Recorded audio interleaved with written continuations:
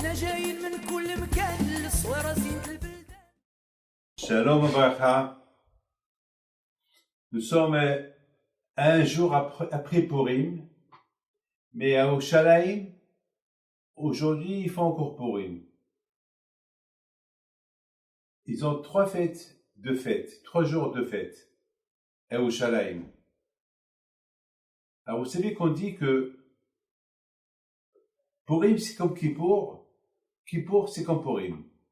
Alors on ne sait pas laquelle choisir. Ben, on va prendre la règle que Kippour c'est comme Purim. Kippour, Kippourim. On dit à Kippour, Kippourim. Yom HaKippourim Hazeh, c'est le jour qui est comme Kippourim, c'est Kippour. Mais, il est uniquement comme Kippour, c'est comme Purim. Ça veut dire que Purim, il est plus important que la fête de Kippour. Alors, Rav Shteinman alav shalom, un grand tzaddik, il dit pourquoi Purim, il est plus important que Kippour. Il dit parce que à Purim, on a été vraiment, ça c'est la vérité. C'était vraiment, la prière a été acceptée. Parce que Haman, il voulait tuer tous les Juifs, et on a vu que les Juifs, ils ont prié, et la prière a été acceptée. Donc, maintenant, pour bien expliquer la chose, à Kippour, on fait la prière, mais est-ce qu'on a une garantie que la prière va être acceptée ou pas? Non, on a l'espoir. Mais on a vu qu'à Purim, lorsqu'Haman voulait tuer tous les Juifs, on a vu que lorsqu'ils ont jeûné pendant 3 jours, et ils ont prié pendant 3 jours, on a vu que la prière a été acceptée, et le contraire, c'est de la folie, ce que je veux vous dire. C'est que tout ce que Haman il voulait faire aux Juifs, ça s'est transformé sur lui. Lui qui voulait pendre Mordechai, le même jour, lui a été pendu. C'est de la folie. C'est-à-dire que Purim, c'est du sûr. Il y a un grand tzaddik qui s'appelle Imre Haim de Vizhnitz, alav shalom. Il dit ce qu'on peut faire à Kippour par rapport au jeûne et la prière, on peut le faire à Purim avec la joie. C'est la folie, C'est-à-dire qu'à Kippour, on se prépare pendant 40 jours pour que le bon Dieu il nous pardonne. On jeûne, on fait la prière et à savoir. Mais à Purim, avec la joie, on peut arriver à tout obtenir. Pourquoi? Parce que Purim, c'est Hachem, il aime lorsqu'on le sert dans la joie. Kadosh Baruch Hu est très heureux et très très content lorsqu'on le sert avec joie. Et je voudrais vous dire quelque chose. Vous savez qu'on dit que lorsque Purim, c'est-à-dire lorsque le mois d'Adar il arrive, on doit être heureux, on doit être content. Et il faut savoir une chose, que Hachem, il n'aime pas qu'on soit dans la tristesse. Hachem, il veut qu'on soit toujours dans la joie. Cette joie, il faut la créer. Il faut. Vous savez, lorsqu'il gagne le loto, il est content. Il a gagné, comme par exemple, je ne sais pas qui a gagné en France le gros lot de 200 millions d'euros. Vous savez, en Amérique, il y a jusqu'à $1 milliard à gagner.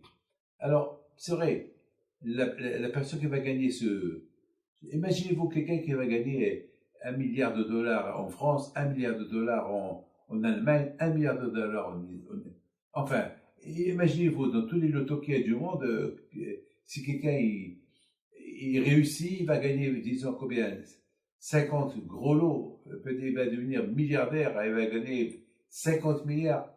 Mais cette joie-là, elle vient parce qu'il a gagné l'argent. Hier il était pauvre, aujourd'hui il a gagné.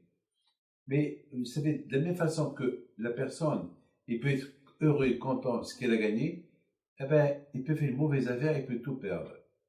Mais la joie que l'homme il fabrique lui-même, c'est une fabrication, ce qu'on appelle une fabrication maison. Vous savez toujours, nos mamans, ils se vantent, lorsqu'il faut le pain, ils disent ça c'est le pain maison. C'est-à-dire qu'il y a une différence entre le pain que tu achètes dans la rue et le pain fait maison. Tout ce qui est fait maison, même s'il n'est pas aussi beau, aussi bien que la baguette qu'on achète dehors, mais ce qui est fait maison est bien. Toujours, c'est comme ça, toujours. c'est la réalité. Alors, je pense que de même, une joie faite maison, une joie que l'homme il fabrique lui-même, eh bien, elle est plus importante que la joie qui va être causée par une joie de gagner au loto, etc. Pourquoi? Parce que la joie faite maison, elle reste éternelle. C'est la raison qu'on dit que Adar, lorsque le mois de Adar, il vient, il faut savoir que le mot Adar, il y a un grand tzaddik qui s'appelle Hidush Harim Migour, il dit que Adar, c'est du verbe dira, c'est le verbe maison. Adar, c'est l'explication de Adar, Adar, c'est fait maison, c'est-à-dire c'est maison, la dira, maison. Alors d'après ce que j'explique, ça tombe bien, vous savez, la Torah, elle est belle. Un homme, un tzaddik qui dit une chose, et nous on l'explique, et tout le temps, c'est la roulette, toujours on tombe dans le même sens. Ça veut dire que, pourquoi le Madada il s'appelle dira, il s'appelle maison? Eh bien parce que la joie du mois d'Adar, c'est une joie qui est fabriquée dans notre corps, notre corps, dans notre maison, notre corps qui est notre demeure, qui est notre maison. Donc un corps qui doit servir Hachem avec la joie et non pas avec la tristesse. Admettons, c'est Bémet, la question se pose, comment on peut être content? Comment on peut... vous savez que malheureusement la tristesse, elle est quelque chose qui est réel, une chose qui existe. Alors comment on peut se débarrasser de la tristesse et introduire dans ce corps-là une joie? C'est impossible, c'est dur. Et après, il y a des moments que l'homme, il a des problèmes. Et lorsqu'il a des problèmes, il a la tristesse. Alors comment on peut rendre ce corps-là il peut être triste, il peut être heureux, alors comment, c'est quoi alors mes amis, l'aïmouna, c'est la foi. Il faut toujours avoir cet espoir, l'aïmouna, qu'Akash va arranger, c'est tout. Akash va arranger les choses. Et lorsque tu as l'aïmouna, lorsque tu as la foi, que le bon Dieu va arranger les choses, alors tu as gagné. Donc c'est cette émouna. Je vous donne parole d'honneur. Vous savez, j'ai 70 ans, j'ai subi des épreuves dans ma vie, j'ai subi beaucoup des épreuves dans ma vie. Et bon, Hachem, toujours c'est bien terminé à la fin. Pourquoi? Parce que toujours je dis, tout ce qui sort d'Hachem, Hachem il sait ce qu'il fait. J'ai l'émouna à Kadosh Baruch Hu. Vous savez, on raconte une histoire sur un grand tzaddik, le petit-fils de Baal Shem Tov, il s'appelle Rabbi Baruch Mizbouj. Et lui, il était très pauvre, très très pauvre. Et un jour, il rentre à la maison, il commence à danser. Alors sa femme lui dit, Baruch, pourquoi tu danses? Pourquoi tu es content? Au lieu que tu pleures, tu danses. De quoi? Pourquoi tu danses? Pourquoi tu chantes? On est pauvre, on n'a rien, mais il n'y a même pas un petit déjeuner pour les enfants. Alors, pourquoi tu danses? Il dit à sa femme, tu sais, ma chère femme, que lorsqu'on est triste, il y a un ange qui s'appelle triste. Et lorsqu'on est triste, cet ange-là, il vient s'installer chez nous. Et lorsqu'il s'installe chez nous, il va nous enfoncer dans la tristesse. Alors, le seul moyen pour qu'on se débarrasse de lui, il faut danser, il faut chanter. Il faut lui montrer qu'on n'a pas de problème. Et attends, mais c'est pas possible, il y a le problème. Eh bien, avoir la foi en Dieu.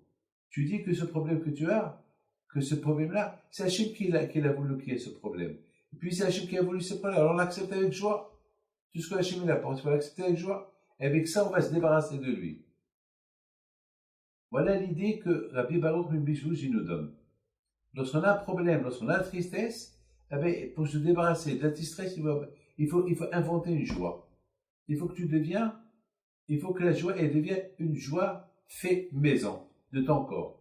Eh bien, justement, le mois d'Adar, ça devait être le mois de tristesse, le mois que Haman, il a décidé de tuer tous les Juifs, et justement, il s'est passé ce qui s'est passé, que Haman, il a voulu nous tuer, et puis, Baruch Hashem, il s'est passé quelque chose de magnifique, que ce qu'il a voulu faire, c'est s'est retourné contre lui. Alors, puis c'est s'est retourné contre lui, donc, Baruch Hashem, il y a eu la joie de partout. Mais, pour que cette joie est venue, il a fallu que les Juifs, ils ont fait ta'anit. Ils ont jeûné, ils ont prié, et le fait qu'ils ont tellement prié à Kadosh Baruch Hu, la prière, elle est montée chez Kadosh Baruch Hu, et la prière a été acceptée. Alors que Kippour, comme je vous ai dit tout à l'heure, à Kippour, on n'a aucune garantie que la prière, elle peut monter, mais la prière qu'elle a été faite à Purim, pour que les décrets de Hamas soient annulés, eh ben, cette prière, elle est bien montée chez Akadosh Baruch Hu. Alors, par rapport à ça, on a gagné une chose. Laquelle? On a gagné plein de choses. On a gagné que les Juifs, ils étaient contents. On a gagné que les Juifs, ils ont commencé à admirer le bon Dieu, à l'aimer. Ils ont commencé à porter les tefilines, ils ont fait la Brit Mila, ils ont commencé à étudier la Torah. Et ce qui est important de savoir, c'est que les Juifs de cette époque-là, lorsqu'ils ont vu que leur prière, vous savez, à l'époque, il n'y avait pas que Ahashverosh seul qui était contre les Juifs. Il y avait Haman aussi. Vous savez qu'un jour, le Midrash nous raconte qu'un jour, Ahashverosh, il a demandé à comment ça s'appelle, à ses voyants, ceux qui voyaient l'avenir, est-ce qu'il va avoir un enfant qui va l'hériter? Ils ont dit, tu sais, celui qui va t'hériter, ça va être un juif. Un juif? Un juif, c'est pas possible. Où est un juif? C'est ce qu'on voit dans notre voyance. Et Hachverosh, il détestait tellement les Juifs qu'il ne pouvait pas admettre, il est devenu comme un fou.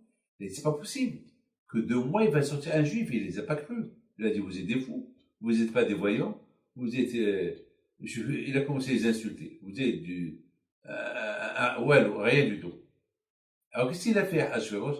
Il a dit, bon, eh ben, pour contredire de le cas que un Juif il va mériter, alors je vais nommer un que les Juifs le détestent et que lui aussi déteste les Juifs.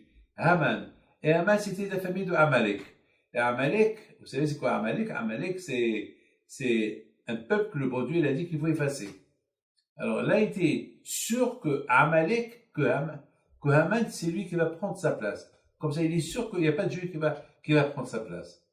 Mais ce que vous n'avez pas compris, c'est que à cette époque, Ahashverosh était marié avec Esther, mais il ne savait pas que Esther était juive. Il ne savait pas que Esther était juive. Parce qu'Esther, elle lui a dit qu'elle était juive, quelques temps plus tard, mais pas au départ. Donc finalement, ce que les voyants ils ont dit, ils ont prédit à Ahashverosh, c'était du vrai. C'était du vrai. Et qu'ils ont prédit que celui qui va prendre ta place, ça va être un juif.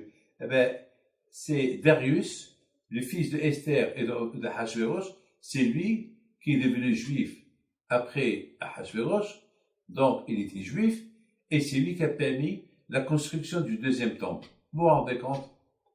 Ça veut dire que finalement, on voit ici que Haman et Ahashverosh, les deux détestaient les juifs. Les deux ils détestaient les juifs. Et regardez regardez le grand miracle que le bon Dieu il a fait. Comment Akadosh Baruch Hu, il a fait pour que Am Israël, il devient encore une fois le peuple choisi de Akadosh Baruch Hu. Pourquoi il devient le peuple choisi de Akadosh Baruch Hu? Quelle raison? Parce que Am Israël, ils ont accepté encore ce qu'ils ont déjà accepté. Je vais m'expliquer. Il faut savoir que les bénis Israël, après qu'ils sont sortis de l'Égypte, Akadosh Baruch Hu leur a donné la Torah. Parce que le but de la sortie de l'Égypte, c'était pour recevoir la Torah. Donc, mais les Juifs, ils ont reçu la Torah, mais ils n'étaient pas très enthousiastes. Pourquoi? Parce que ils ont reçu la Torah, mais ils n'ont pas apprécié la Torah comme il fallait. Pourquoi? Parce que c'est comme par exemple si moi je vous sauve la vie. Alors, alors c'est normal que tout ce que je vais vous demander, vous allez le faire. Pourquoi? Parce que je vous ai sauvé la vie. Alors les Juifs aussi, ils étaient prêts à dire oui à n'importe quoi. Pourquoi? Parce que le bon Dieu leur a sauvé la vie. Donc ils ont accepté la Torah. C'était pas des ratson avec volonté. Ils n'avaient pas le choix. Mais à l'époque de Mordechai et Esther, là aussi ils ont vu combien Akadosh Baruch Hu était bon avec eux. Entre qui ils sont tombés? Entre les mains de Hachverosh et de Haman, qu'ils ont voulu les anéantir. Et Akadosh Baruch Hu, il a tout changé en leur faveur. Alors maintenant, ils ont dit à Hashem, on accepte ce qui nous a été déjà donné, on l'accepte maintenant avec joie. C'est-à-dire que la Torah, c'est pas qu'elle a été donnée maintenant, elle a déjà été donnée une fois. Mais une fois, ils n'étaient pas très enthousiastes, mais maintenant, ils l'ont accepté avec joie, oui. Mes amis, il faut savoir une chose.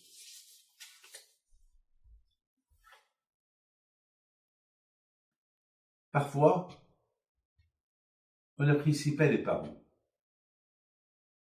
Voilà, je vous le dis. Parfois, on n'apprécie pas beaucoup les parents. Pourquoi? Parce que, par exemple, moi, mon père et ma mère, ouais, je parle de mes propres parents. Vous savez, c'est eux qui m'ont mis au monde. C'est grâce à eux que j'ai eu l'éducation juive. C'est grâce à Dieu que, bon, Hachem, je suis ce que je suis aujourd'hui. Mais je vous dis, je dois la parole d'honneur que mon père, je ne l'ai pas apprécié jusqu'à qu'il a quitté ce monde. Jusqu'à qu'il a quitté ce monde. C'est là que j'ai commencé à mettre en valeur toutes les valeurs qu'il a ancrées en moi. Et ma mère aussi. Ma mère, parfois j'en voulais à ma mère. Pourquoi il m'a envoyé à la yeshiva depuis l'âge de 8 ans, 8 ans et demi? C'était jeune. Mais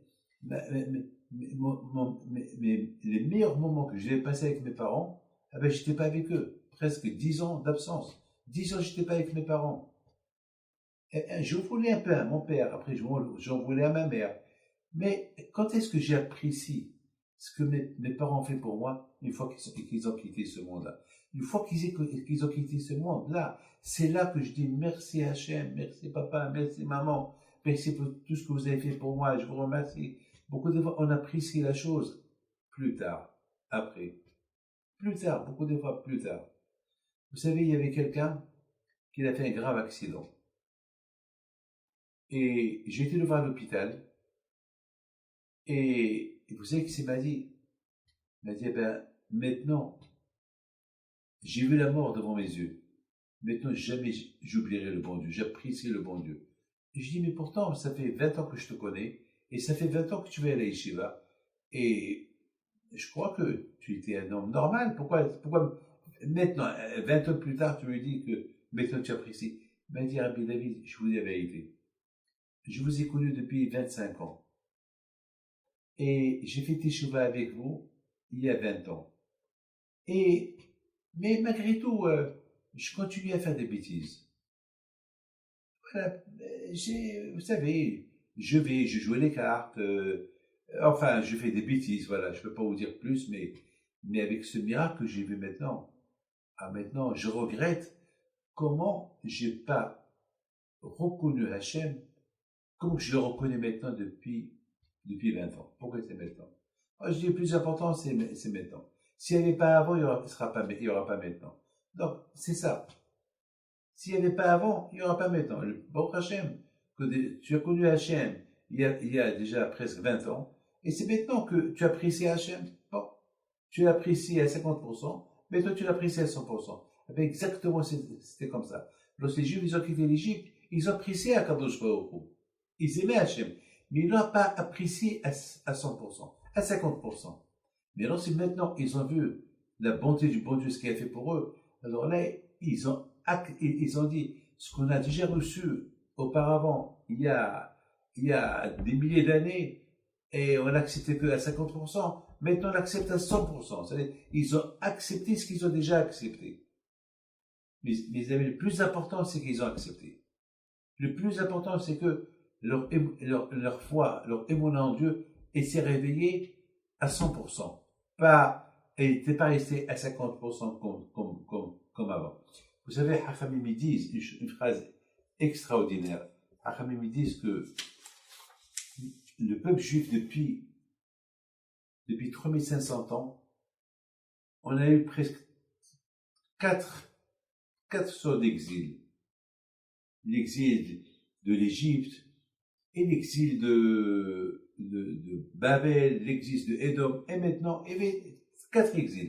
Et maintenant, on vit le dernier exil. Alors, Hachamim disent que le premier exil, on a été libéré grâce à Abraham Avinu. Le deuxième exil, on a été libéré grâce à Yitzhak Avinu. Le troisième exil, on a été libéré grâce à Yaakov Avinu. Et le quatrième exil, on va être libéré, c'est le long exil depuis la destruction du temple, ça fait maintenant presque 2000 ans. Ça sera grâce à Moshe Rabbeinu. Pourquoi Moshe Rabbeinu? Parce que Moshe Rabbeinu, c'est la Torah. Moshe Rabbeinu, c'est la Torah. C'est extraordinaire. Moshe Rabbeinu, il représente la Torah. Il représente les lois juives. Il représente la Torah. Alors, mais je vais ajouter quelque chose de magnifique. C'est quoi la Torah?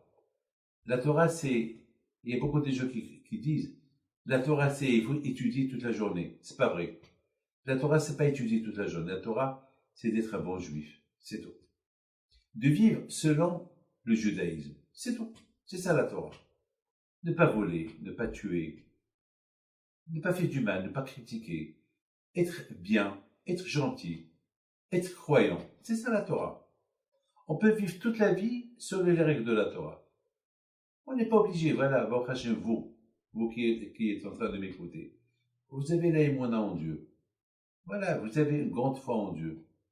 De temps en temps, vous étudiez un peu. Et vous essayez de vivre selon la religion juive. Eh bien, c'est ça la Torah. C'est ça la Torah. Mais ce qui est très important, c'est qu'il faut vivre la Torah avec joie. Pas avec tristesse. Avec joie. Il faut être fier. Il faut être fier de notre judaïsme. Et c'est ça le plus important. Si on veut faire la guerre contre le Amalek qui est en nous, parce que Amalek, c'est le doute. Et lorsqu'il y a le doute, il n'y a pas de joie.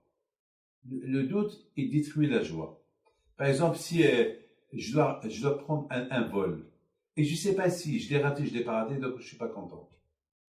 Alors, j'attends jusqu'à ce que j'arrive à l'aéroport, et c'est là que je vais savoir si je l'ai raté, je ne l'ai pas raté. Si je ne l'ai pas raté, donc je vais pousser un cri de joie. Si je l'ai raté, donc c'est la tristesse.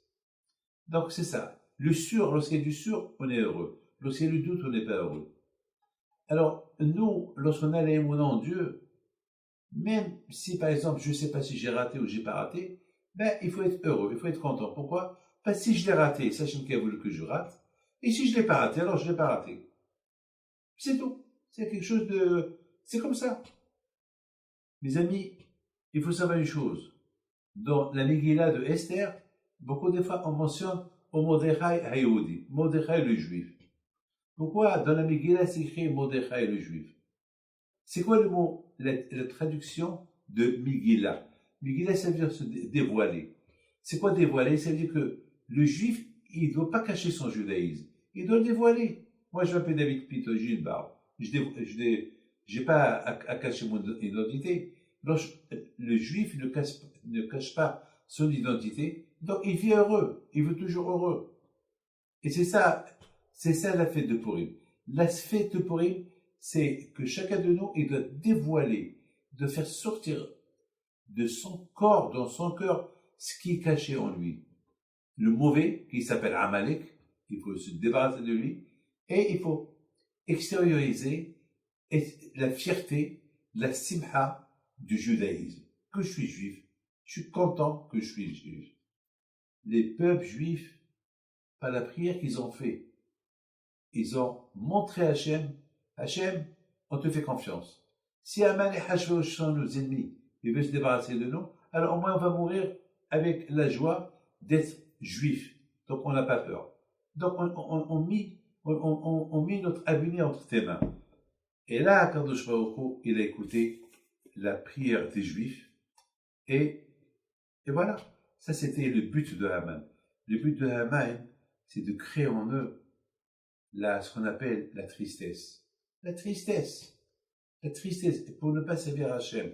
Vous savez, on dit que on n'a jamais, le peuple juif n'a jamais souffert depuis 2000 ans. C'est 2000 ans d'exil.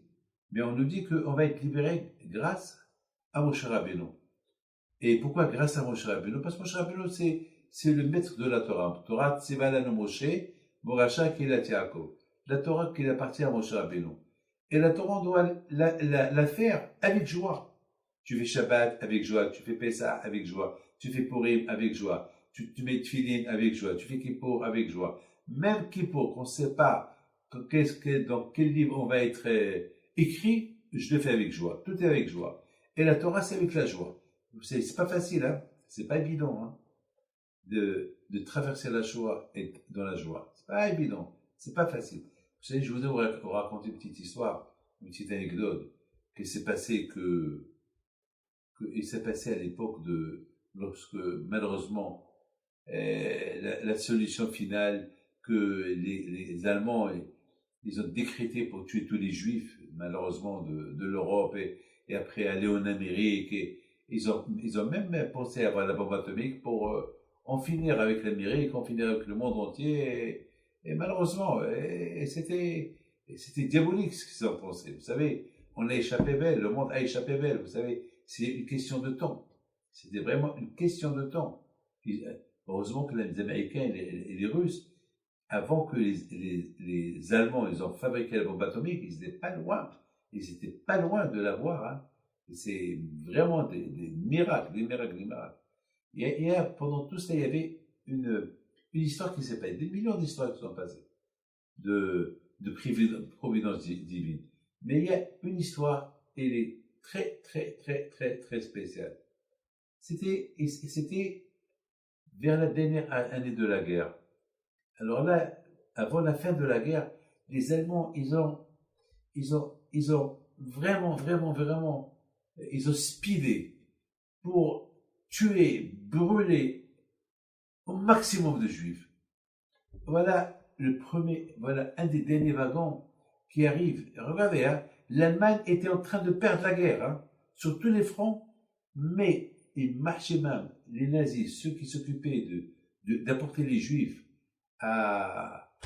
au four, à Auschwitz, pour eux, chaque wagon qu'il arrive, chaque train qu'il arrive à destination, pour eux, c'est quelque chose de gagné. Au lieu qu'eux-mêmes, ils se sauvent, sauf qu'ils peuvent, sauver avant que l'ennemi il arrive.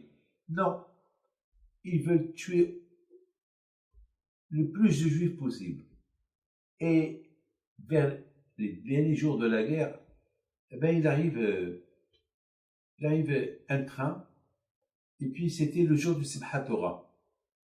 Le jour du Simchat Torah. Et il s'est passé quelque chose de magnifique. Il s'est passé que, lorsqu'on leur a dit d'enlever les vêtements, de les mettre de côté pour entrer prendre la douche, enfin, c'était pas la douche, c'était le gaz qui va s'ouvrir, qui vont tous mourir. Alors, en ce moment-là, il y a eu un qui a dit, vous tous, vous savez que d'après les calculs que j'ai, vous savez quel jour on est aujourd'hui? Aujourd'hui, c'est Simchat Torah. Alors, on va montrer à ces Allemands qu'on est heureux, on est content, on aime Hachem, on va chanter, on va mourir dans la Simchat Torah. Ils ont commencé à chanter, à danser. Et les Allemands, ils étaient comme des fous de rage. Ils les poussaient pour entrer au four. Mais celui qui a commencé à chanter le premier, lui, les Allemands, ils l'ont pris de côté. Ils l'ont dit, toi, on va te tuer. Toi, tu vas pas mourir avec eux. Toi, on va te tuer à petit feu. Parce que c'est toi qui as créé maintenant cette joie chez tes frères pour mourir comme ça dans la joie. Et nous, on veut que vous mourrez dans la tristesse. Et lui, il répond, au moins, pour la dernière minute de notre vie, on veut exposer notre amour et notre fidélité au bon Dieu pour tout le bien qu'il nous a fait. Et les gens commencent à chanter, mais lui, ils l'ont laissé de côté, vivant. C'était le dernier wagon qui sont rentrés là-bas, ils sont morts. Entre-temps ils ont tué ce juif-là, avant qu'ils l'ont tué, les Allemands, les avions alliés, ils sont passés, ils ont commencé à bombarder. Alors les Allemands, ils ont commencé à se sauver, et ce juif, il a eu la vie sauve, et c'est lui qui a raconté cette histoire-là. Vous savez, vous voyez que être juif, c'est pas être dans la tristesse, dans la joie. Et le miracle de Purim, il devait finir dans une grande tristesse, mais il a fini avec la joie, parce qu'ils avaient une confiance en Dieu, qu'il allait faire quelque chose pour eux, et ça s'est fait. Et ça s'est fait. Ça s'est fait. Et ça s'est fait. Voilà mes amis, quelque chose de m'indigne. Maintenant, par exemple, je voudrais simplement dire une chose. Que si on veut réussir dans la vie et être toujours heureux, il faut toujours lire les histoires des tzadikim. Je voudrais vous raconter une petite histoire et je termine. La semaine dernière, il y avait quelqu'un qui m'a appelé. Il y avait David. J'ai pris ma femme et mes gosses pour au sport d'hiver. Mais vous savez que il me dit j'avais peur avec le corona, j'avais peur. Je voulais prendre un peu, ça fait longtemps qu'on n'a pas pris de vacances. Et je voulais, et j'ai prié par le mérite de Behaï Pinto que tout se passe bien. Mais j'étais pas très content, j'étais pas très heureux. Je savais pas. Bon, à la fin, je dirais à Behaï Pinto, donne-moi un signe que tu es avec nous. Comme ça, on peut passer quelques jours de tranquillité, de paix, de joie. Voilà. Alors, je lui dis, alors continue, qu'est-ce qui s'est passé? Il m'a dit, alors on est arrivé au sport d'hiver avec ma famille et nous avons commandé un monsieur, un guide pour s'occuper de mes enfants, leur apprendre à skier, les garder, les surveiller. Donc, on avait son téléphone. Alors, on l'a appelé. Il nous dit, bon, monsieur tel, je suis désolé, le monsieur qui devait être avec vous, il ne pouvait pas venir, mais c'est moi qui va prendre la relève, c'est moi qui va rester avec vous pendant la semaine que vous allez être là. Très bien, je me présente, je m'appelle Haïm Pinto. C'est la folie, ça. Ben, écoute, c'est de quoi devenir fou. Alors, eux, presque, ils sont tombés des nuages. Ils ont dit, Haïm Pinto? Alors, elle a dit, oui, monsieur, vous connaissez? Non, on connaît un rabbin qui s'appelle Rabbi Haïm Pinto. Ah bon, pourquoi il y a des juifs qui s'appellent Haïm Pinto? Ben oui, il y a.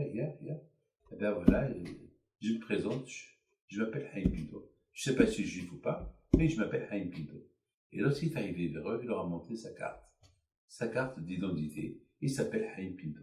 C'est la folie. Tu cherches Dieu, tu le trouves. Voilà. Tu le cherches, tu le trouves. Ben, tu ne le cherches pas. Eh ben, tu ne le trouves pas.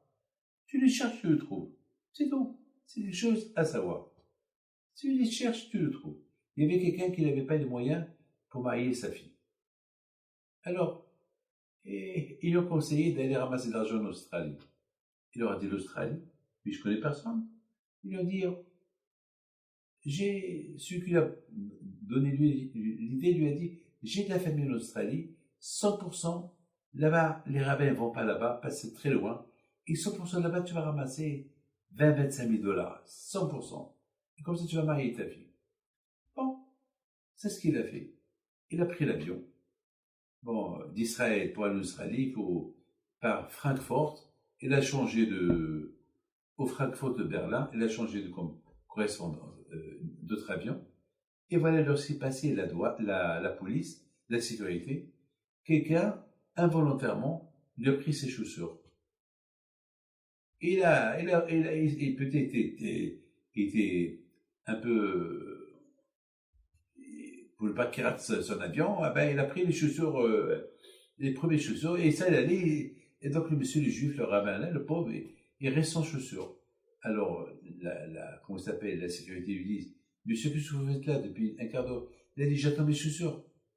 Comment tes chaussures? Ben oui, vous m'avez dit d'enlever les chaussures, je les ai enlevées, ils sont passés aux sécurités, mais je les vois, je les trouve pas. Il y avait une paire de chaussures, très belle.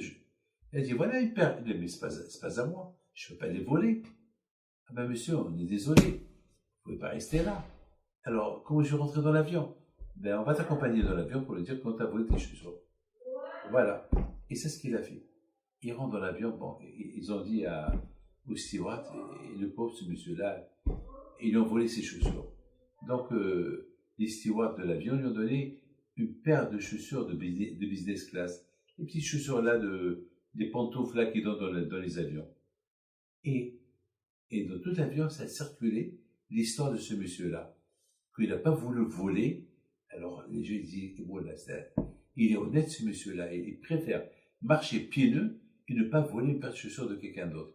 Bon, il vient là-bas quelqu'un de la première classe, il va vers lui, au milieu du vol. Il dit, si je m'excuse de vous déranger, racontez-moi votre histoire. Alors le monsieur, le pauvre, il avait honte, il raconte son histoire. Il dit, vous pouvez venir avec moi en business class? Ah non, je ne peux pas, moi je suis ici en économique, il était au fond. Non, je vais arranger que vous allez vous asseoir à côté de moi. Eh bien, c'est ce qu'il a payé sa place pour s'asseoir bien au business class. Il dit, je peux savoir pourquoi vous voyagez en Australie? Il lui raconte son histoire. Eh bien, vous êtes un homme extraordinaire. J'ai jamais vu un homme, alors que vous les Juifs, on dit que vous êtes des voleurs. Et voilà, je découvre que vous les Juifs, vous n'êtes pas des voleurs. C'est de la folie, c'est extraordinaire. Alors qu'il y avait là-bas une paire de chaussures qui devait être votre taille, puisque le monsieur qui a pris les vôtres, c'était votre taille. Sinon, ils auraient laissé. Et vous n'avez pas voulu prendre quelque chose qui ne vous appartient pas. Moi, je vous paye le mariage de votre fils. Et ça a été dans tous les journaux, cette histoire-là. Et en Australie, et en Israël. Dans tous les journaux. Il lui a donné 25 000 $. Et en plus, il lui a pris un bon hôtel, une voiture, pour qu'il le fasse promener un peu en Australie. Il a ramassé encore un peu d'argent. Il est retourné avec 32 000 $ en Israël. Comment vous comprenez ça? Celui qui sert le bon Dieu avec joie et il a les mouna en lui, eh ben, il n'est pas perdant. Tout celui qui s'attache à Dieu, jamais il est perdant, il n'est que gagnant. Regardez, je termine. Malheureusement, aujourd'hui, on traverse cette épidémie de corona, on ne sait pas où elle nous amène. Mais une seule chose, je peux vous dire, une seule chose, je peux dire, on peut vraiment dire merci à Hachem, apprécier Hachem. Parce que ce corona-là, tout le problème du corona, c'est la respiration. C'est les poumons. Les poumons, la respiration. Celui qui n'arrive pas bien à respirer, il va être intubé dans un coma artificiel et à savoir s'il va se réveiller ou pas. Et nous, au Hachem, on respire. Gratuit. On ne paye pas. Combien on doit dire merci à Hachem pour chaque seconde et seconde que le bon Dieu nous donne. Je me rappelle, il y avait un roi important qui m'a été très malade. Il m'avait demandé, est-ce que je peux faire une prière spéciale au bon Dieu pour qu'il guérisse, pour qu'il aura encore quelques années à vivre?